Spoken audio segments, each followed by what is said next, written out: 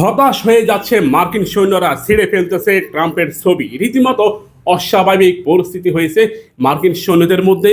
তারা কোনো অবস্থায় ইরানের বিপক্ষে যুদ্ধ করতে রাজি নয়। ভিডিওটা শেয়ার করুন, ভাইরাল করে দেন পুরো খবরটি। মার্কিন যুক্তরাষ্ট্রের সৈন্যরা কোনো অবস্থায় ইরানে স্থল অভিযানে রাজি নয়।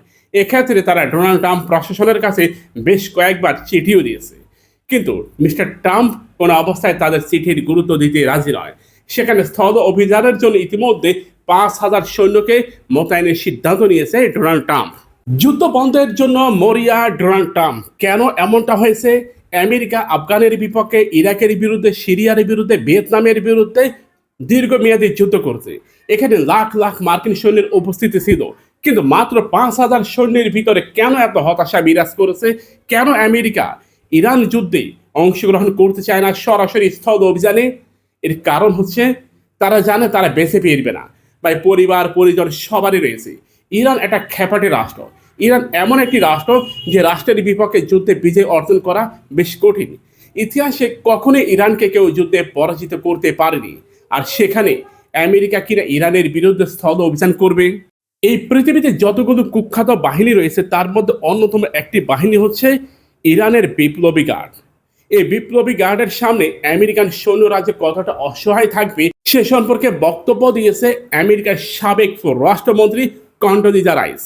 আপনারা চিনেন, এই সেই নারী যিনি ইরান যুদ্ধে অংশগ্রহণ করার জন্য আপ্রাণ চেষ্টা করেছিলেন, কিন্তু বর্তমানে ইরানের পরিস্থিতি নিয়ে কন্ডোলিজা রাইস বারবার আমেরিকার প্রেসিডেন্ট ডোনাল্ড ট্রাম্পকে হুঁশিয়ার করতেছে ট্রাম্প যেন কোনো অবস্থায় ইরানমুখী কোনো স্থল অভিযান পরিচালনা না করে। এমনকি আমেরিকার সাবেক পররাষ্ট্রমন্ত্রী জোসেফ লয়েড তিনি ইতিমধ্যে আমেরিকার প্রেসিডেন্ট ডোনাল্ড ট্রাম্পকে এই ব্যাপারে সতর্ক করেছেন। ইরানমুখী স্থল অভিযান হবে মার্কিন সৈন্যদেরকে মৃত্যুর মুখে ঠেলে দেওয়া। চিন্তা করে দেখুন কত মারাত্মক কথা। ইরান যুদ্ধে আমেরিকার পরাজয় নিশ্চিত হয়ে গেছে। আমেরিকা এখন এই যুদ্ধ বন্ধের জন্য রীতিমতো মরিয়া, কিন্তু ইসরায়েল চাচ্ছে যুদ্ধটাকে আমেরিকা যেন অব্যাহত রাখে।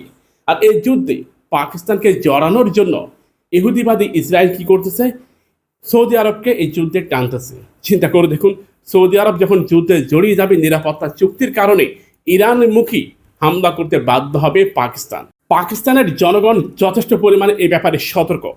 পাকিস্তানের প্রায় বিপুল একটা জনগোষ্ঠী, প্রায় 80% জনগোষ্ঠী ইরানমুখী যুদ্ধে পাকিস্তানের সৈন্যরা অংশগ্রহণ করবে এটা তারা চায় না। ইতিমধ্যে পাকিস্তানের সেনাবাহিনী কেন্দ্রিক একটা জরিপ পরিচালনা করা হয়েছে।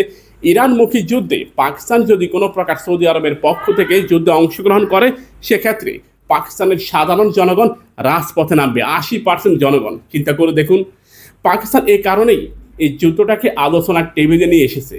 পাকিস্তানের রাজধানী ইসলামাবাদে এরই মধ্যে আমেরিকা ও ইসরায়েল একই সাথে পাকিস্তান সৌদি আরব মিলে একটা যৌথ আলোচনা অংশগ্রহণ করে। সেখানে স্পষ্টভাবে যুদ্ধ বন্ধের জন্য পাকিস্তান কড়া বার্তা দেয়। পাকিস্তানের সাবেক প্রধানমন্ত্রী ইমরান খান তার পক্ষ থেকেও যুদ্ধ বন্ধের আহ্বান জানানো হয়েছে।